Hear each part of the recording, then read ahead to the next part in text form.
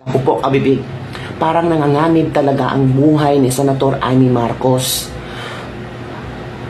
Sabi natin ng mga basa sa social media ang kapatid na parang di umano'y meron daw bagman si Senator Amy Marcos. Diba ito yung sinabi ni Larry Gadon na meron daw bagman si Senator Amy Marcos na malapit ang kumanta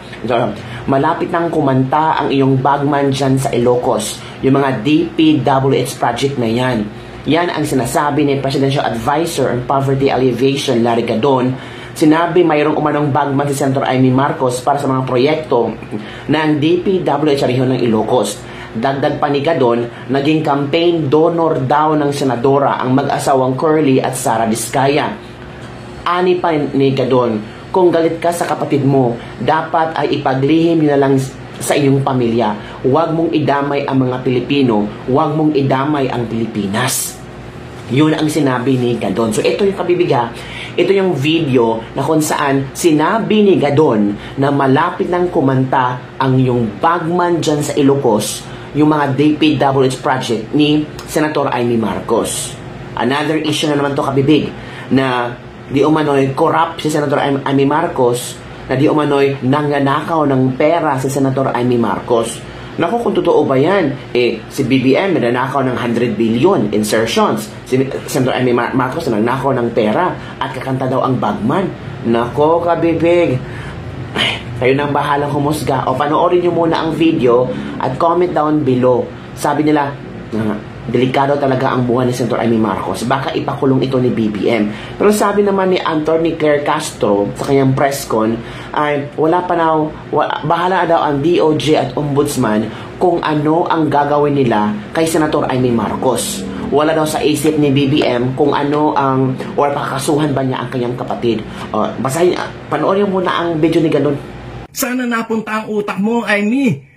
Kaibigan kita pero hindi ganyan dapat ang ginagawa mo. Sinisira mo yung pangalan ng buong pamilya nyo. Bakit?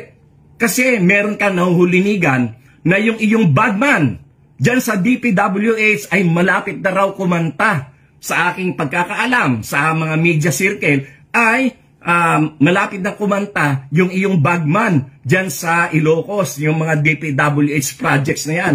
At sa aming narinig din na si Diskaya pala ay contributor sa campaign mo, na donors mo rin sa campaign mo. At yung hindi ka na pagbibigyan doon sa mga pwesto na gusto mong ipa-appoint. Kaya ikaw ay galit na galit sa iyong kapatid. Pero kung galit ka sa kapatid mo, dapat ay yan ay ipaglihim nyo lang sa inyong pamilya. Huwag mo idamay ang mga Pilipino, huwag mo idamay ang Pilipinas. Ngayon maninira ka, magdi-destabilize ka ng gobyerno. Sino pinapahirapan mo? Ang mga Pilipino. Yan ba ang dapat mong gawin? Dapat mo bang sirain ang ating bansa? Mag-isip-isip ka, Amy. Nasaan ang utak mo? So napanood yun na kabibig, diba? Part yan sa video ni Gadon kagabi na kung saan sumabog sila after na lumabas ang controversial na speech ni Senator Amy Marcos sa INC rally kagabi. Doon si Claire Castro nag-live kita sa kanyang YouTube, then si Larry Gadon naglabas sa kanyang video, at part yung tungkol sa bagman sa Ilocos. At ito pa kabibiga, nabasa ko galing kay Jesus Falsis. Di ba ito si Jesus Francis, isa itong solid kakamping. Sabi niya sabi ng Tweety Birds, kinumpirma ng mga Tweety Birds niya, BBM has given the go signal na 100% ilaglag na si Amy Marcos. Alaka, pag lumabas na daw ang bagman niya from DPWH as a senator and as a governor of Ilocos Norte, ipakukulong na ang hilaw na mangga.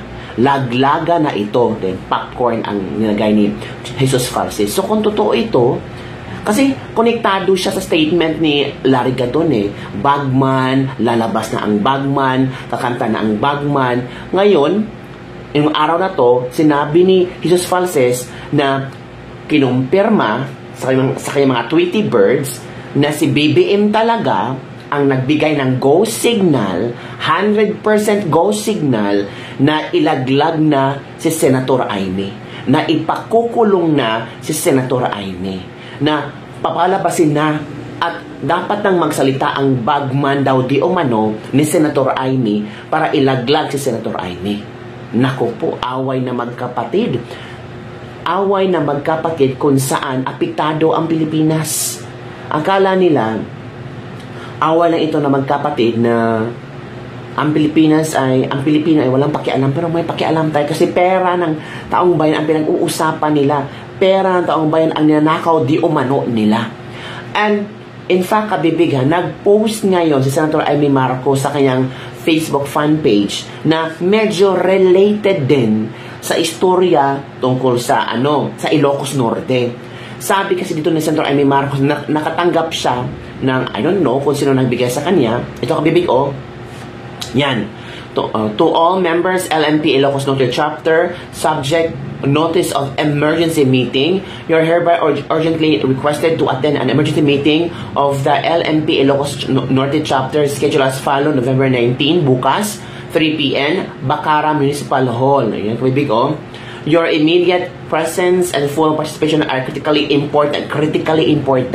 We'll be addressing highly urgent matters that require the unified and the prompt actions of all members and mayors. Strictly no proxies, 100% attendance is expected and greatly appreciated.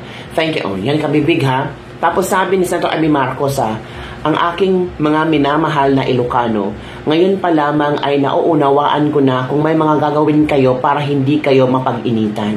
Huwag niyo akong alalahanin. Alam natin at ng Ilocos ang buong katotohanan. Ang hiling ko na lamang ay mag-ingat kayo, pangalagaan ninyo ang iyong sarili at nasasakupan mula sa palasyo at kay Sandro. Kaya ito ni Manang. Halaka! Parang na ba? Senator Amy Marcos wala nang holding anything towards awa ni na BBM at Sandro. Talagang ilabas niya lahat Baka later on may ilalabas itong si Senator Amy Marcos ba mo doon mga video, mga dokumento na magdidiin din kay Sandro at kay BBM. Yun mga kabibig kasi labanan ito ng mga dokumento, labanan ito ng mga resibo, mga screenshots and so on and so forth. Nako. It's like witnessing modern Rome, sibling hostile to each other because of politics.